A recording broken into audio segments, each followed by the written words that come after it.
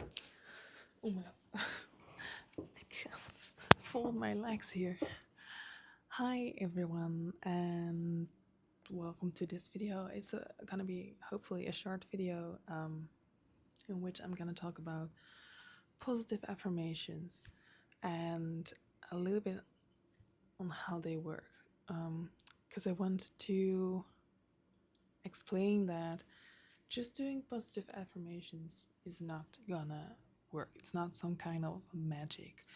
And I think that people nowadays, with all those people talking about manifesting, like as long as you believe it's gonna be, it's gonna happen, something like that. Or if you just align your energy with something else in the universe, it's gonna happen.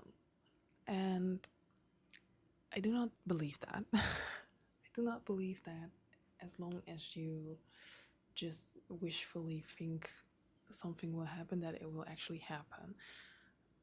You still have to do something for it, right? But same thing can be said about positive affirmations, because as long as I tell myself like I'm fine, I'm confident, I'm blah blah blah, or let's say in a situation, for example, when I went to Korea, I was quite stressed out, and um,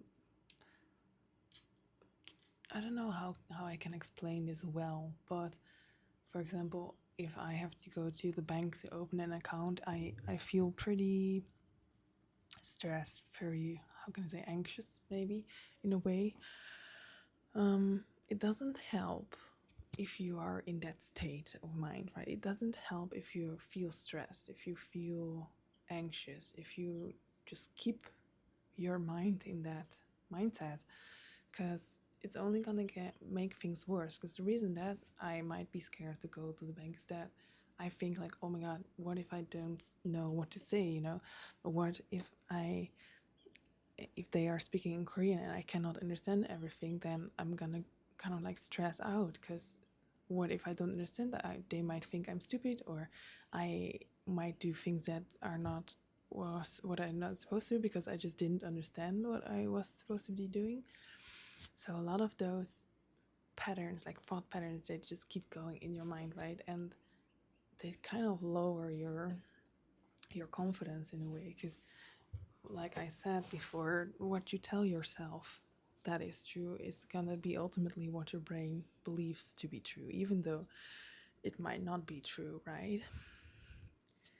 So in this case, if you do positive affirmations in a sense that you turn your negative thoughts into positive thoughts, it might actually have a positive influence on your brain, and eventually also on what you are about to do. So let's say, let's just keep this example of me going to the bank and being stressed about it. If I just plug in my earphones and I put on some positive affirmations, which are actually targeting the kind of thoughts and feelings that I struggle with at this moment. For example, things like I am confident. It doesn't matter if I make mistakes. Like, I'm allowed to make mistakes. I'm allowed to learn from my mistakes. I'm allowed to not know everything. Those kind of helpful thoughts in this situation. If you target these, if you start to rewire your brain into thinking these helpful thoughts, then it might actually serve you in that moment. Because what it does, your brain starts to believe, okay, there's nothing to be stressed about, there's nothing to be worried about, there is not actually a fear when we go to the bank. Because in the first state of mind, where we believe that, oh my god, if I go to the bank and I cannot speak Korean and the people are starting to speak Korean, like everything will, my whole world will fall apart and I'll die. Even like that kind of thought pattern, right? Then obviously your mind is put in that fight, flight, what's that called?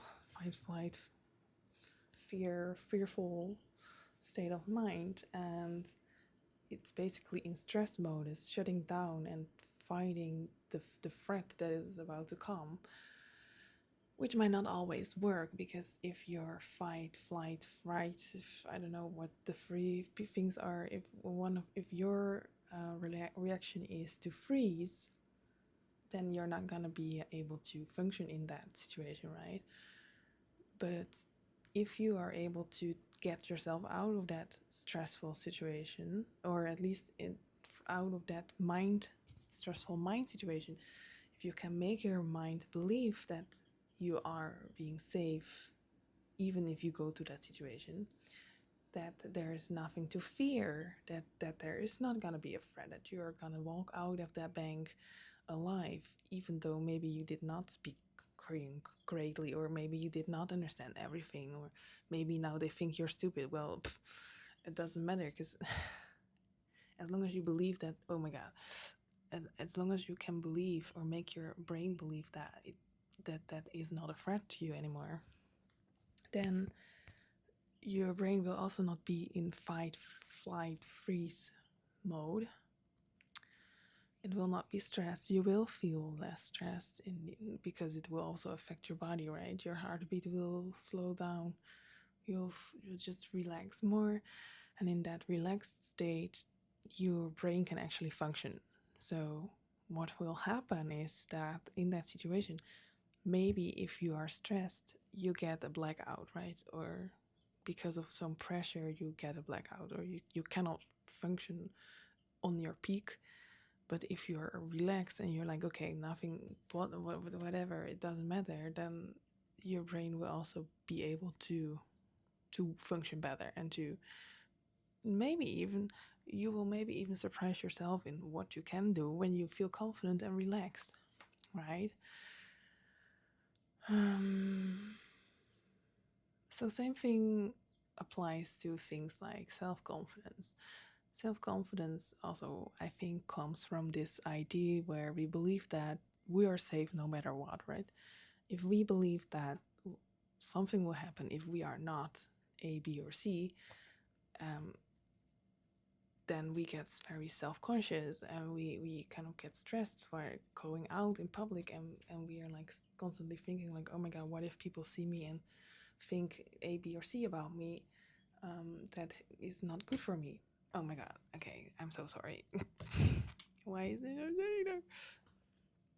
um and then what happens is, if we walk outside, we do feel very stressed, we do feel very tight and tense and anxious, maybe.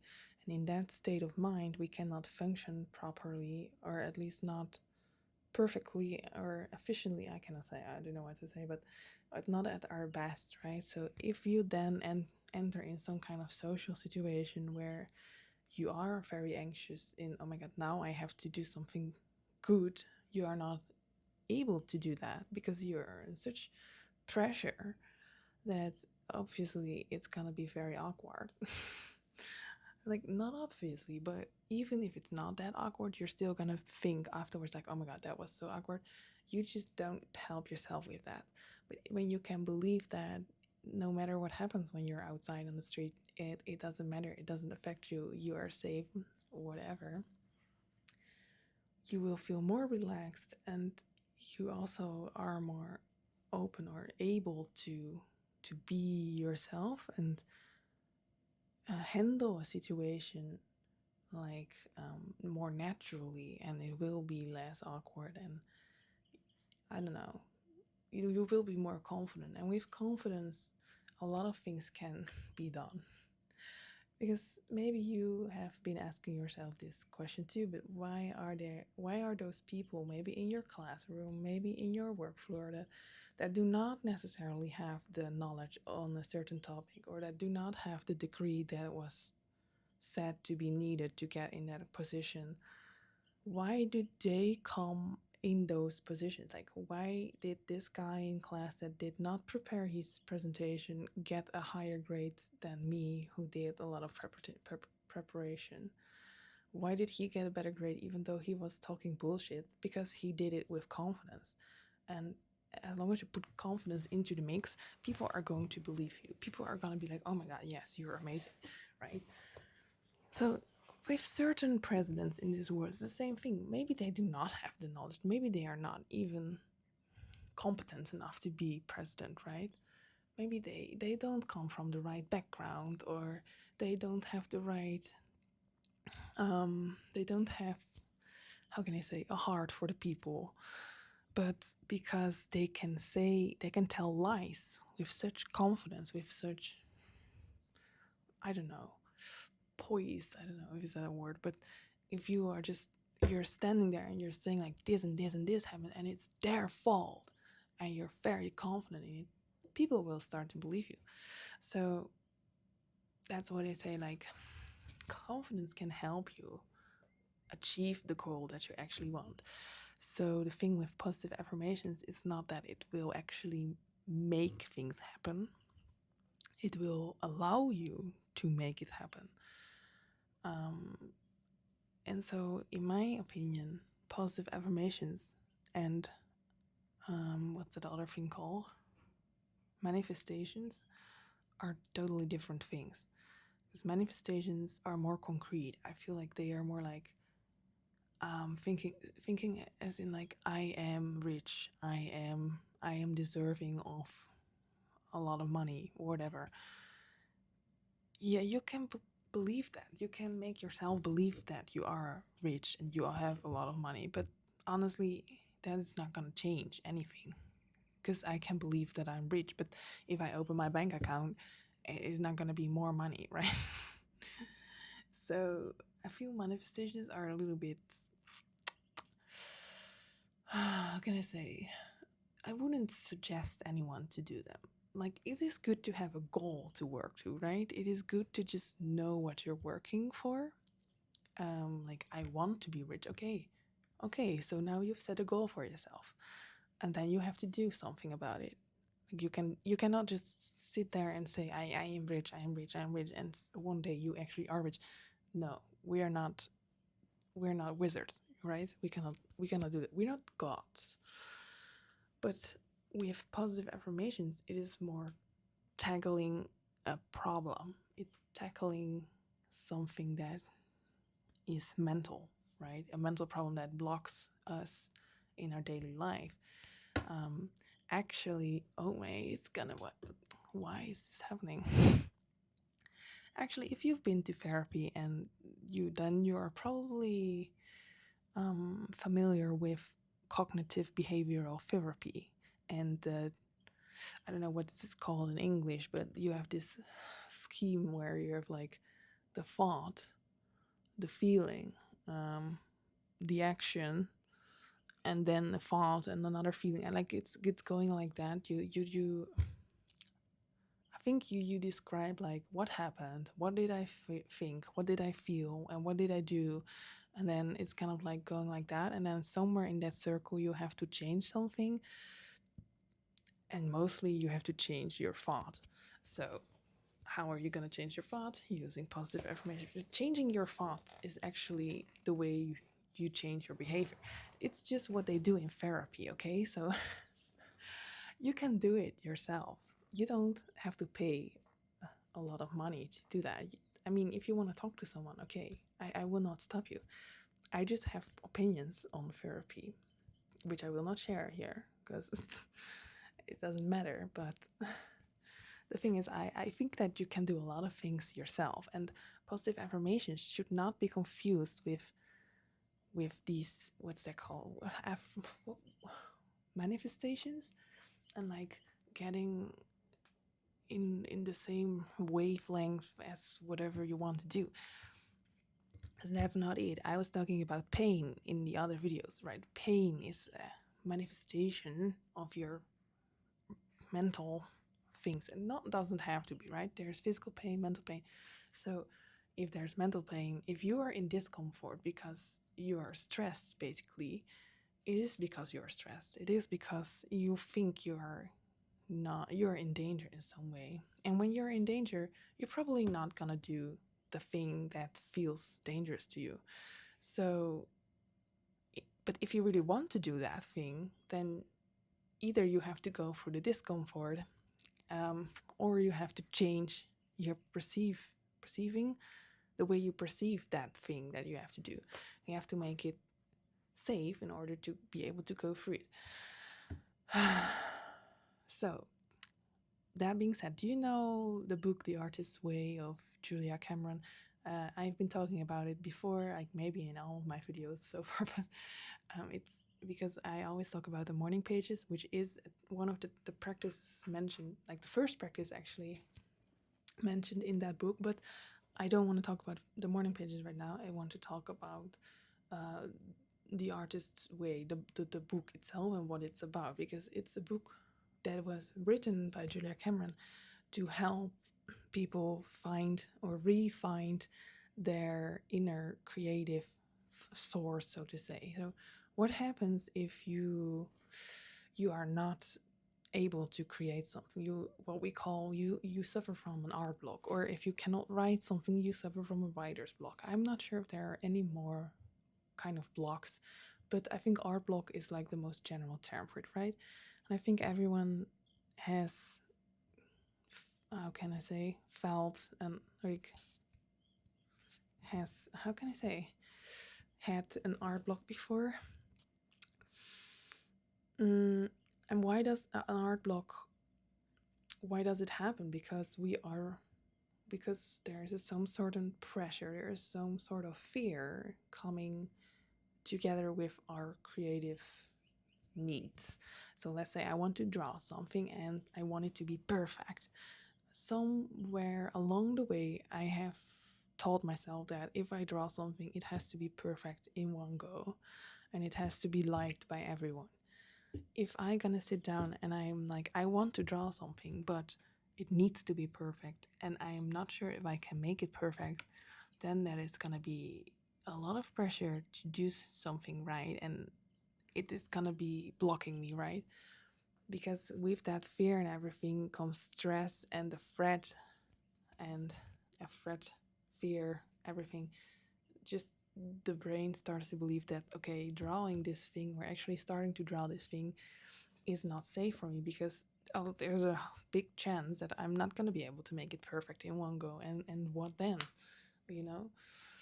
So what Julia Cameron tries to do with her book is to create a safe space for the artist in you to get out, or to unlock that creative energy again, because now, right now, it's blocked by negative thoughts and false beliefs. And that is why her first practice in the book is the morning pages, because you have to uncover, you have to first get rid of all those conscious or unconscious voices in your head that keep saying that how bad you are, right? So you have to get rid of that. So the morning pages help you to figure out what are those thoughts, and then you can reverse those thoughts, rewire your brain, and create more confidence, more peace in your mind in order to actually be able to sit down and draw peacefully. Because right now, if you have tackled all those negative thoughts, there is nothing in your brain that's like, if you don't do this right, you're gonna something bad. Right? So then you are more free to do stuff. I think you get the point, right? So if there's some kind of pressure to do something, let's say maybe you've had a course in high school that where you had to read literature books, like you had to read them, like before you really wanted to read because you liked reading, but then suddenly you had to read, and there was a consequence if you didn't read it or if you didn't understand the book, right? There's a consequence. So there's pressure, there's a threat, there's a fear, there's stress, and then suddenly reading becomes this tedious, horrendous task that we don't want to do. We don't want to read anymore because of all this that comes with it. And then we have to learn, after high school, we have to learn to like to read again. We have to learn that it's all right to not understand a book. It's all right to not like a book. It's all right to not read a book. That we can read a book because we want to do it, because we like to do it. Because, and it's the same with drawing. Like, it's all right to draw something because I want to draw and not because I think other people might like if I draw something like this. It's getting very meta, but we have to learn to be free and to be confident in that what we do is right just because we want to do it, and that we don't need some other person to validate us in that. So that was really not that quick, but relative to my other videos, quick talk about the differences between positive affirmations and manifestations. I think I'm not sure if I did a video about this and said in the end that I would make a video like this. In that case, I did the video right now, like 5 years later, but no matter. I know, and I said I would do a video about. I think there was something like a difference between praying and manifesting, and something like that. And I also wanted to talk about like the frequencies, that is basically bullshit, because there is that one quote that something like everything in the universe, what's that called? Trillen? Engels. Vertaling. Trembles? No. Shakes? Vibrates? Vibrate? I think it's vibrate. Everything in the universe vibrates. Something like that. There's some kind of quote like that. And somehow people have, how can I say, people said that Einstein had quoted that Einstein was the one who said that everything in the universe vibrates, has a vibration, has a frequency in which it vibrates. But I did some digging, and because I couldn't find that quote, and then happened that other people were also digging, and someone found the actual source of that quote, and it turned out to be some kind of spiritual Indian guy who had his own spiritual website, and who quoted himself on that website saying that everything in the universe vibrates. So there is no, that's not a scientific thing. Maybe it is, but I asked my sister who studied physics up until her master's, and she said that yeah, things do move, but there was some weird. She explained it to me, and she draw some things, and I couldn't understand it. So I was like, I have to make video on this, but I couldn't quite understand it, so I didn't know how. So I'm not gonna do that because I'm not expert enough. But just for the takeaway, enough, it's bullshit. You cannot vibrate on a frequency that is the same as some kind of star 5,000 light years from here. Okay, it's not how things work. It might work if you believe it might work, but even then we get into that era, that vibe, that, what's it called, the level of manifestation again. If you believe it will be true, it will be true. I'm not quite sure. Like, let me say just one last thing. Like, if you believe it's gonna be true, it is gonna be true. That, in a certain way, still goes back to, if you're confident enough, you can make it. Let's say, one last example, me going to the LTI, the academy, there was a very small chance that you get accepted there, and I can start that process. I can start like handing in my things, and thinking that, oh my god, I'm such a small chance, I'm never gonna make it. First of all, it will affect the way you prepare your documents. Like, if I have to write a self introduction, like praise myself and why I'm so good and why I should be attending that academy, and I'm thinking to myself like, I'm never gonna make it, I'm not good enough, then it will reflect in a way in my writing about myself, and then those people will read and be like, well, she doesn't seem to be sure about it herself, why should we be sure about it? And then let's say you get through all of that, then you get to the interview, and you have to present yourself as a confident, like, oh my god, yes, I am the right person for this academy, right? But if you keep thinking about yourself like, oh, the chance that I get here, it's really not gonna work.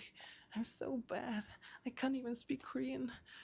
Then that is gonna affect the way you perform things. So again, if you believe that it will happen, I will not say that it will happen, but the chances that it will happen are higher because you become more confident. You have faith, right? Because you believe it will happen. If you want it, that means that is what we call faith. Okay? And faith, I don't know if I did a video on that, but faith is the basis for confidence, for, how can I say, for peace of mind. If we have faith that things will be all right, why should we stress about them, right? That is why there's like, here is a church on the road, and there's a sign, a sign on the wall. It says like, why are you worried if you can pray to God? I was like, that's at first when I read it, I was like, what a bullshit. Of course, praying to God's not gonna take away my worries. But actually, yes, because I forgot that I believed this myself. Actually, that if just praying to God doesn't make it go away, right? But if you have this kind of faith, like God is there to help me. If you really have that faith that things will be alright, you at least are less stressed. You are more relaxed. You are more peaceful, and when we are more relaxed and peaceful, and free in our minds, we can do a lot more things. We are not like clenching our fists and like keeping ourselves tight because of the stress. We're not blocked and imprisoned by our stress and fears, but we are free to do what we want because we have faith that it will be all right. Even if it's not gonna work out the way we want, it will still be all right.